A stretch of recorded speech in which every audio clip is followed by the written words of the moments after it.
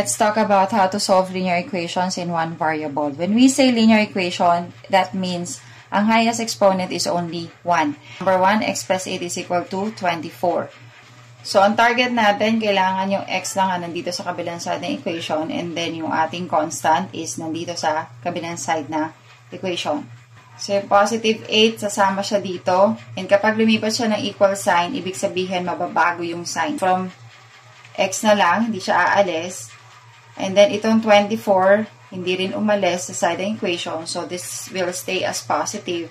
And si positive 8, pupunta sa kabilang side ng equation. So, from positive, magiging negative. And x is equal to 24 minus 8 is 16.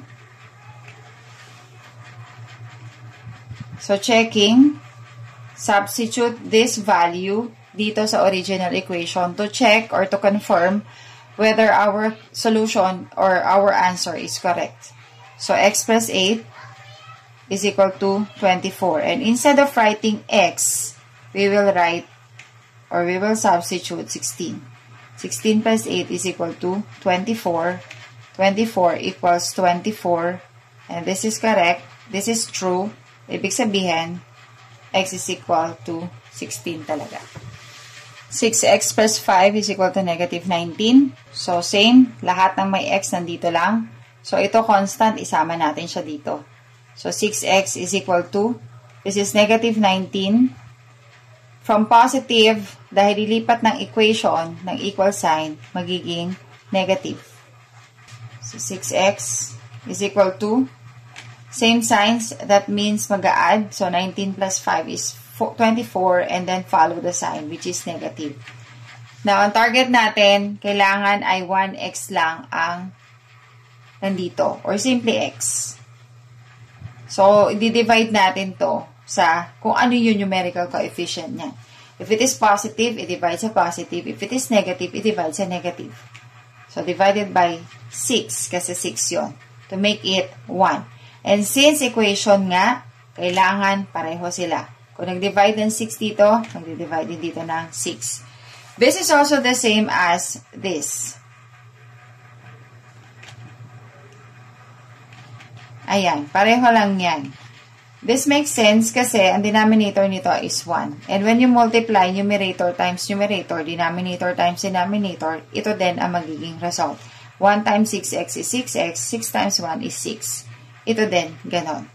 So, x na lang is equal to negative 24 divided by 6 is negative 4. Ma'am, is it okay kung negative yung value ng x? Yes. Wag lang ito ang negative. Kasi kapag negative yung variable na x, we will make it as positive. It's okay. It doesn't matter kung negative yung value ng x, pero hindi pwede maging negative yung ating variable mismo na x. Now, checking. Always do the checking to confirm nga, para malaman nyo, kahit hindi nyo natanungin sa teacher ninyo, alam na ninyo kung tama yung sagot ninyo o hindi. So, 6x, balik sa original na equation, plus 5 is equal to negative 19.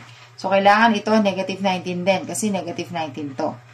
So, instead of writing x, we will write negative 4 plus 5 equals negative 19. Bakit may parentheses? Kasi nagmumultiply ka. Kung ayaw mo ng parentheses, pwede kang gumamit niyan. Pwede yan. Wag lang ito. Kasi higher grade level na kayo, pang elementary na lang yung multiplication sign. Kasi may misunderstood to as variable na x. So, we use the symbols na lang. So, 6 times negative 4 is negative 24 plus 5 equals negative 19. And this is negative 19 equals negative 19. That means this is correct.